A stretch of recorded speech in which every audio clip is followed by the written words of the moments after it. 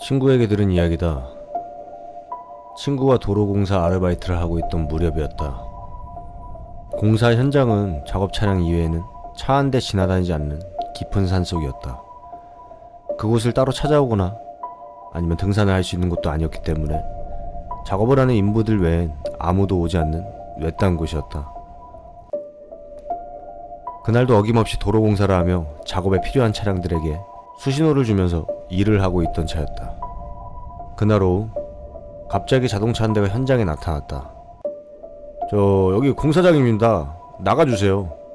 라고 주의를 줬지만 갑자기 나타난 운전자는 들은 채 만채였다. 차를 끝까지 제지했지만 그 차는 내 신호를 무시한 채 공사장 안으로 진입했고 공사장 한가운데 멈춰섰다. 그리고는 운전석에서 한 남자가 내렸다. 그 남자는 아무렇지 않게 차에서 내려 트렁크를 열고 느닷없이 큼지막한 마대자루 하나를 꺼냈다. 어안이 벙벙해진 나를 포함한 모든 작업자들의 시선이 그곳에 쏠리게 되었고 다들 황당한 눈으로 그 차량에서 내린 남자를 보고 있었다. 그 남자의 행동을 보고 있던 모두는 경악할 수밖에 없었다. 남자가 내려놓은 마대자루 밖으로는 여자의 것으로 보이는 하얀 팔이 불쑥 튀어나와 있었기 때문이다. 난데없이 보게 된 기묘한 광경에 다들 뭘 어떻게 할지조차 모른 채 멍하게 보고만 있었다. 남자는 우리가 파놓은 구멍에 자루를 던져놓고는 모두가 보는 앞에서 흙으로 묻어버렸다. 자루가 보이지 않게 되자 남자는 안심했는지 한숨을 내쉬었다.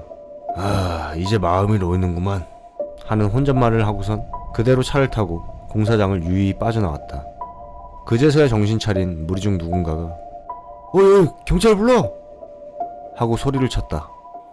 대낮에 나타난 대담한 시체 유기범은 목격자가 많았던 덕에 금방 잡히게 되었다.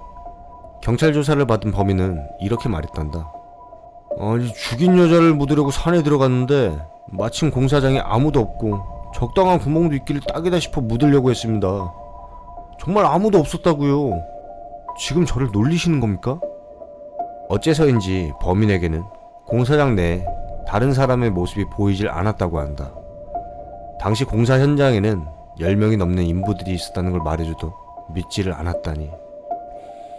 하지만 그 사람들 전부가 시체 유기 범행을 목격했다는 진술을 알려줬더니 그제야 그 남자는 아연실색하며 공포에 가득한 얼굴로 끌려갔다고 한다.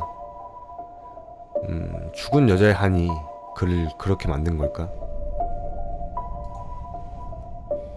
정리가 끝난 후 한 번 더 저수지 수면을 바라보았다.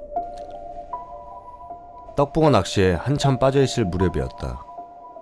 한밤중 갑자기 밤낚시가 땡겨 산속에 있는 어느 저수지를 찾아갔다.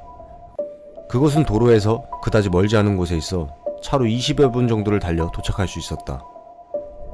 자리를 잡은 후 채비를 갖추고 낚싯대를 정돈한 후 떡밥불을 준비를 하는데 시선이 나도 모르게 맞은편으로 가게 되었다.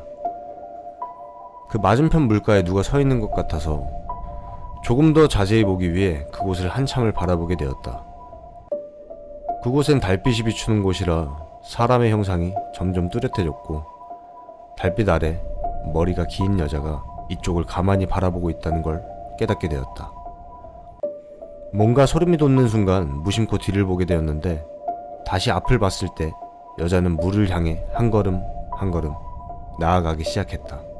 다리가 물에 들어가도 걸음을 멈추지 않는다. 첨벙첨벙 물소리가 나더니 이윽고 여자의 모습은 물속으로 완전히 사라져버렸다. 당황한 나는 소리도 쳐보고 어떻게 해야 하나 발만 동동 구르고 있었다. 경찰에 신고라도 해야 되는 건가 싶었을 즈음 무언가를 발견하고는 큰일 났다 싶어 허둥지둥 낚싯대를 거두기 시작했다. 그 무언가가 저수지에서 나에게 다가오는 것 같은 두려움을 느꼈기 때문이다. 정리가 끝난 후 한 번 더 저수지 수면을 바라보았다. 갑자기 몇 미터 앞 수면에서 검은 게 떠올랐다. 흠뻑 젖은 여자의 머리였다. 여자가 저수지 밑을 걸어 다가왔다는 걸 이해하자마자 정리해놨던 낚싯대마저 내팽개치고 미친 듯 뛰어가 차에 올라타 시동을 걸기 시작했다. 시동이 걸리지 않았고 당황한 사이 백미러를 보게 되었다. 백미러엔 걸어오는 사람 그림자가 비쳤다. 점점 더 가까워져 오는 그림자에 패닉 상태에 빠지게 되었고 울음 섞인 절규와 같이 속으로는 제발만을 외치며 시동을 거는 데 집중했다.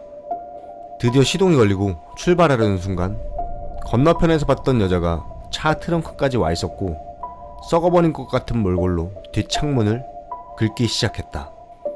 나는 있는 대로 소리를 지르며 험난한 산길을 단 몇 분 만에 빠져나왔다. 한 번도 백미러나 룸미러를 보지 않고 그대로 24시간 영업하는 패밀리 레스토랑에서 시간을 보내고 아침이 되어서야 집으로 돌아갔다. 그 후로 밤낚시와는 인연을 끊고 살고 있다. 그 누군가가 같이 가자고 해도 갈 수 없어져 버렸다. 다들 혼자 하는 밤낚시에서 이상한 사람을 보게 된다면 꼭 조심하길 바란다.